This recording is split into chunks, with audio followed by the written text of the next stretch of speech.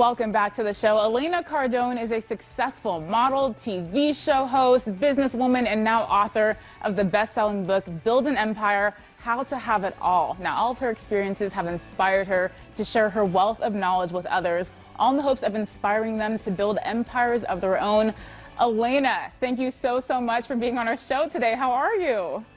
Oh, I'm so good, Clarke. Thank you so much for having me. San Antonio, yay! Yes, we're so happy to speak with you this morning. And your book, first of all, I had a chance to read a little bit of it, got about halfway through, but it's like an instruction manual for people who want to achieve more for themselves, but not know how to start and where to even go from having the idea. But where did you start in your own journey?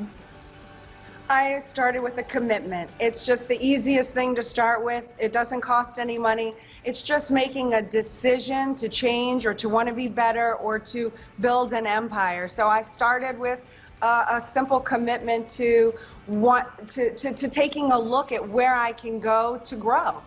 Yeah, and it all starts with looking within yourself and being true to yourself too. I know that was a big theme in your book, but what does having it all mean to you personally? I love how that's a part of the title. Well, it means you really can have it all. You can have the family, you can have the children, you can have the career, you can have it all. However, there will be certain sacrifices that you have to make, and you have to decide what sacrifices you're willing to make. What are you willing to give up in order to go where you want to be?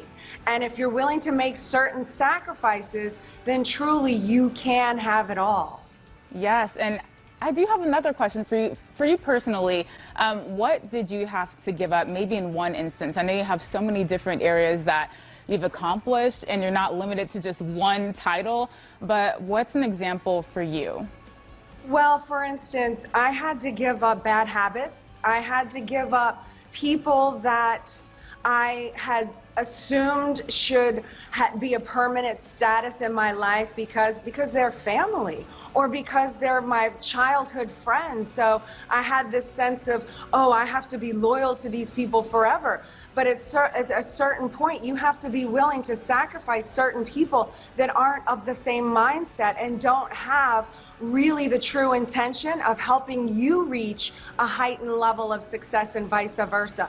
You know, the people that are happy just the way you are and you're perfect and why change, and you know, that sort of mentality that can really disrupt your intentions of trying to go to another place. They kind of make you wrong. So as vicious and as savage as that might seem, I had to really sacrifice certain relationships and distance myself until I allowed myself to grow and to become the woman that I am and really worked hard to become. Yes, and growth can be so uncomfortable sometimes, but it's necessary for change to take place. What would you tell someone who may think, okay, this interview is all great, it's fine and dandy, but it's too late for me to create the dream life that I want because maybe I have kids or other responsibilities? How would you encourage them?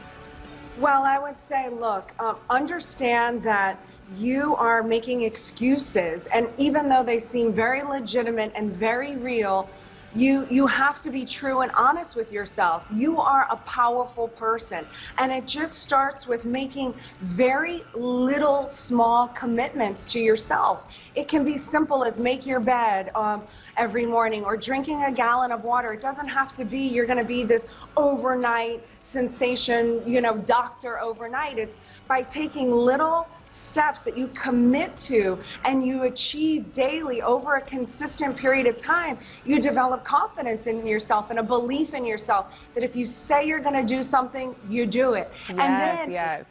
You're going to be a multimillionaire and you're going to have it all. The world stops laughing at you and gets out of your way and says, by gosh darn, this woman does what she says. She is going to be a millionaire. And they stop laughing at you. It gets out of your way and you get it done. Oh, that's so powerful. You're such an independent woman, and I know that your relationship with your husband, Grant Cardone, super quickly, it's so important. You talk about the partnership a lot. And I feel like a lot of women do think that their independence kind of has to speak for itself, and that you can't really have a partnership where it's compatible or you're both successful. How has your relationship been with your husband? You know, for the first 4 or 5 years of my marriage, I had the belief that I had to be the strong, powerful, independent woman, which could not include my husband.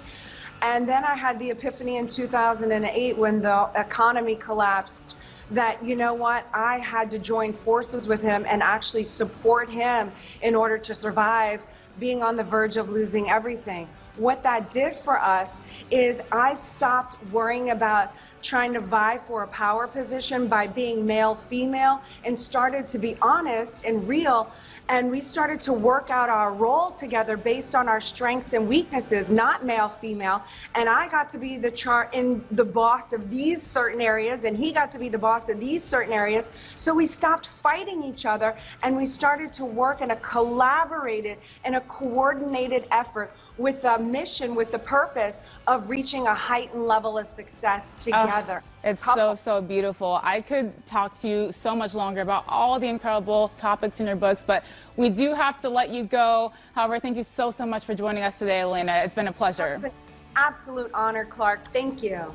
Elena also does have interactive workshops online, so if you're interested in learning more about that or buying her book, please visit her website below for more details. It's elenacardone.com.